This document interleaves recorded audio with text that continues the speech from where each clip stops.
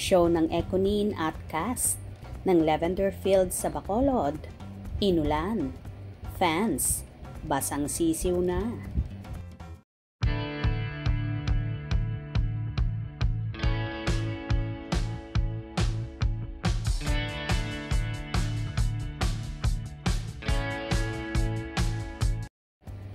Nagbahagi nga ang actress at kapamilya star na si Janine Gutierrez sa kanyang Instagram ng short video kung saan umuulan ngayon sa show nila sa Bacolod City para sa Mascara Festival Kapamilya Caravan 2024. Nakangiwi nga ang dalaga habang ipinapakita ang ulan at may caption na, "Hindi pa man ako kumakanta, bumabagyo na.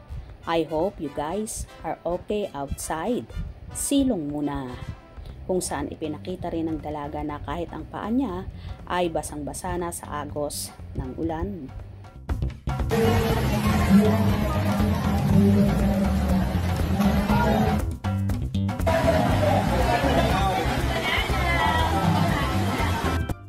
Ganon pa man, kahit malakas ang ulan ay punong-puno pa rin ang venue at hindi nga alintana sa mga taong naroroon ng ulan, kung saan todo smile pa rin sila at inaabangan ang mga kapamilya stars. Samantala, may nagtag naman sa actress na isang fanay kung saan nagbahagi rin siya ng video sa kalagitnaan ng ulan na may caption na, "Hindi uuwi hanggat hindi kayo nakikita." At Janine Gutierrez, at Maria Julina Magdangal, at Jody Santa Maria, at Jericho Rosales Official. Basang sisiw na sa stage.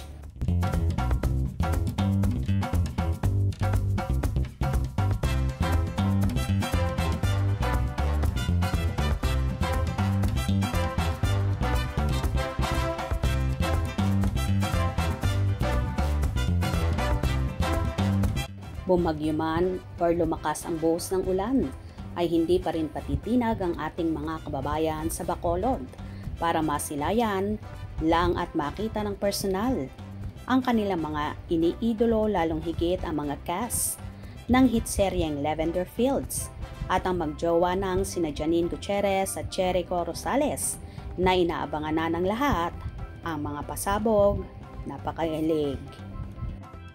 Kaya naman tumutok at wag na wag bibitiw sa mga maiinit na kaganapan. At ingat kayo, mga kapamilya stars, at ganun din sa ating mga kababayan sa Bacolod. Kung nagustuhan nyo ang video na ito, comment down below.